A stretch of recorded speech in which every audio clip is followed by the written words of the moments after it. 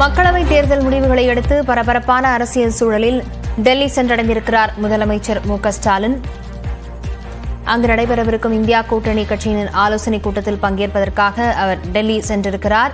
விவரங்களுடன் செய்தியாளர் சுசித்ரா இணைந்திருக்கிறார். சுசித்ரா, இந்த இந்தியா கூட்டணி கட்சியினருடைய ஆலோசனையானது எப்போது நடைபெறவிருக்கிறது?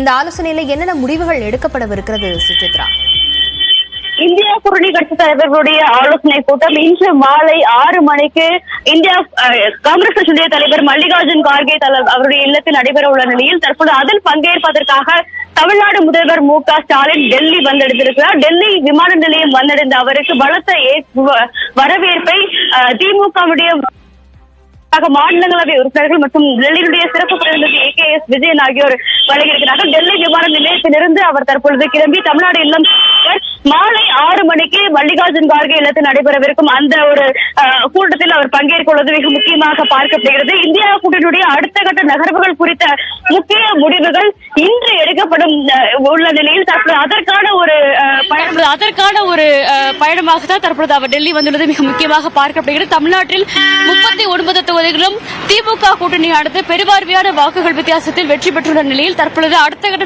நகர்வுகள் எவ்வாறு இருக்கப் போகிறது, இந்தியா கூட்டணியினுடைய அடுத்த பயண திட்டம் என்ன என்பது குறித்த ஒரு முடிவுகளையும் அவர்கள் எடுக்க உள்ளார்கள்.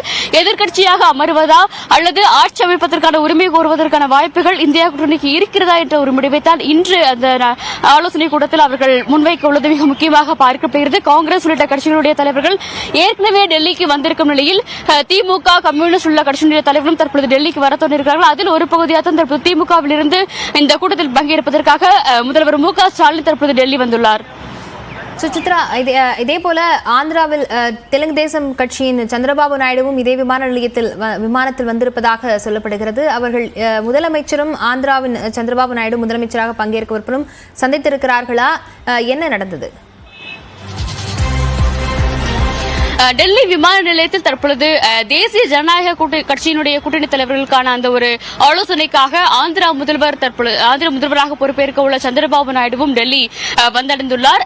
மிக முக்கியமாக தமிழ்நாடு முதல்வர் மற்றும் சந்திரபாபு நாயுடு ஆகிய இரண்டு பேருமே ஒரே நேரத்தில் டெல்லி விமான நிலையத்தை வந்தடைந்ததை அடுத்து அவர்கள் மரியாதை நிமித்தமாக விமான நிலையத்திற்குள் சந்தித்ததாக தற்போது தகவல்களானது வெளியாக இருக்கின்றன. ஆந்திராவில் வெற்றி பெற்றதற்கு, குறிப்பாக சட்டப்பேரவை தேர்தலில் அவர் வெற்றி பெற்று ஆட்சி அமைப்பதற்கான ஒரு வாழ்த்தை முதல்வர் மு.க.ஸ்டாலின் தெரிவித்துள்ளார் என்ற ஒரு தகவலும் தற்பொழுது வெளியாக இருக்கிறது. அந்த சமயத்தில் இருவரும் ஒரே நேரத்தில் விமான நிலையம் வந்திருந்த அடுத்து இரண்டு பேரும் மரியாதை நிமித்தமாக சந்தித்துள்ளதாகவும் தமிழ்நாட்டில் மக்களவைத் தேர்தலில் பெருவாரியான தொகுதிகள் வாக்குகள் பெற்று வெற்றி பெற்றதற்கான ஒரு வாழ்த்தை சந்திரபாபு நாயுடுவும் தெரிவித்தார் என்ற ஒரு தகவலும் தற்பொழுது வெளியாக இருக்கின்றன. இரண்டு தலைவர்களுமே வெவ்வேறு கூட்டங்களில் பங்கேற்பதற்காக தற்பொழுது டெல்லி வந்திருக்கிறார்கள். டெல்லியினுடைய அரசியல் களம் என்பது இன்று கடும் பரபரப்பை எட்டியுள்ளது. சற்று நேரத்திற்கு முன்னதாக பீகார் மாநிலத்திலிருந்து நிதிஷ்குமார் மற்றும் தேஜஸ்வி யாதவ் ஆகிய இரண்டு பேருமே சற்று நேரத்திற்கு முன்னர் தான் டெல்லி விமான நிலையத்திற்கு வந்து அவர்கள் கிளம்பிய நிலையில் தற்பொழுது தமிழ்நாடு முதல்வர் மற்றும் ஆந்திராவினுடைய புதிய முதல்வர் சந்திரபாபு நாயுடு ஆகியோரும் தற்பொழுது டெல்லியை வந்திருந்திருக்கிறார்கள்.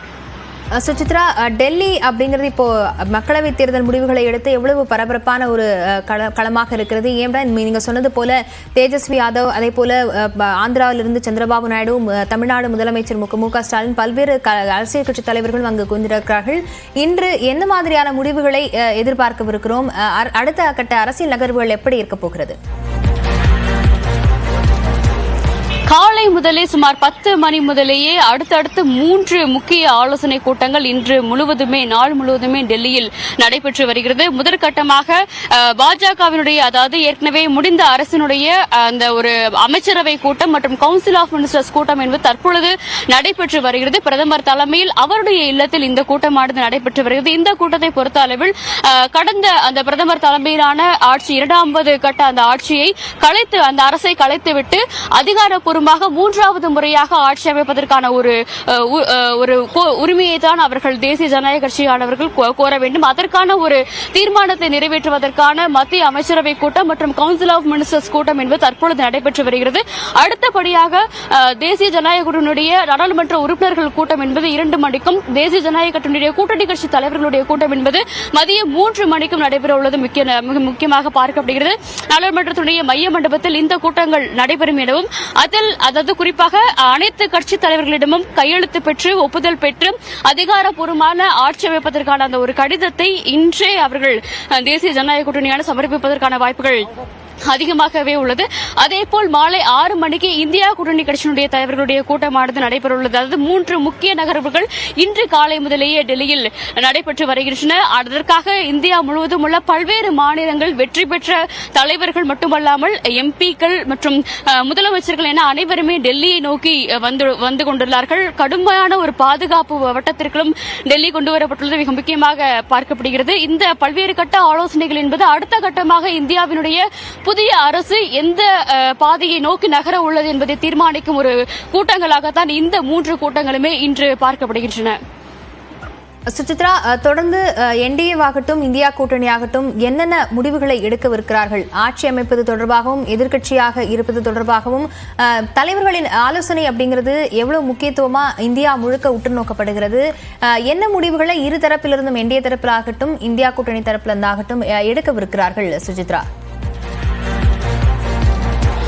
என்டிஏ பொறுத்தளவில் ஒட்டுமொத்தமாக அனைவருடைய எதிர்பார்ப்பு 3வது முறையாக பிரதமர் மோடி தலைமையில் ஆட்சியை பிடிக்க வேண்டும் என்பதுதான். அதற்கு அதாவது ஜனதாதளம் கட்சி மட்டுமல்லாமல் தெலுங்கு தேசம் கட்சியினுடைய தலைவர்களும் ஏற்கனவே ஒப்புதல் தெரிவித்து விட்டதாகவும் அதற்கு ஒரு அதிகாரப்பூர்வ கையெழுத்திடுவதற்காகத்தான் அவர்கள் இந்த டெல்லி வருகிறார்கள் என்ற ஒரு தகவலையும் பாஜகவானது உறுதிப்படுத்தியுள்ளது.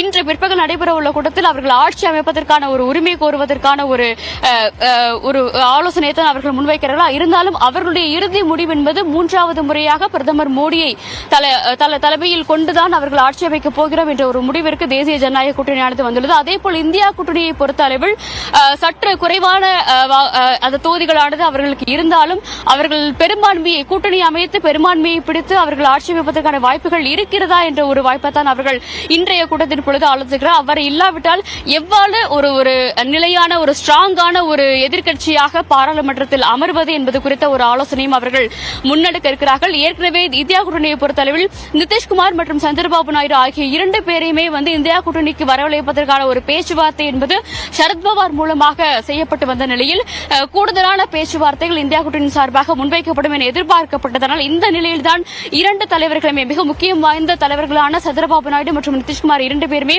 என்டிஏ கூட்டத்தில் இன்று பங்கேற்பதற்காக டெல்லி வந்திருக்கிறார்கள். இந்த நகர்வுகளை பொறுத்தளவில் ஒரு உறுதியான நிலையான ஒரு எதிர்க்கட்சியாக அமர்வதற்கான வாய்ப்புகள் தான் இந்தியா கூட்டணிக்கு மிக அதிகமாக இருக்கிறது. அதே சமயத்தில் தற்பொழுது அவர்கள் பிரதமர் தலைமையில் அடுத்த 8 அல்லது 9 ஆகிய 2 தேதிகளில் ஏதேனும் ஒரு தேதியில் தேசிய ஜனநாயக கூட்டணி என்பது 3வது முறையாக ஆட்சியை அமைக்கும் எனவும் எதிர்பார்க்கப்படுகிறது. சுசித்ரா, நீங்க இணைப்பில் இருங்க. தொடர்ந்து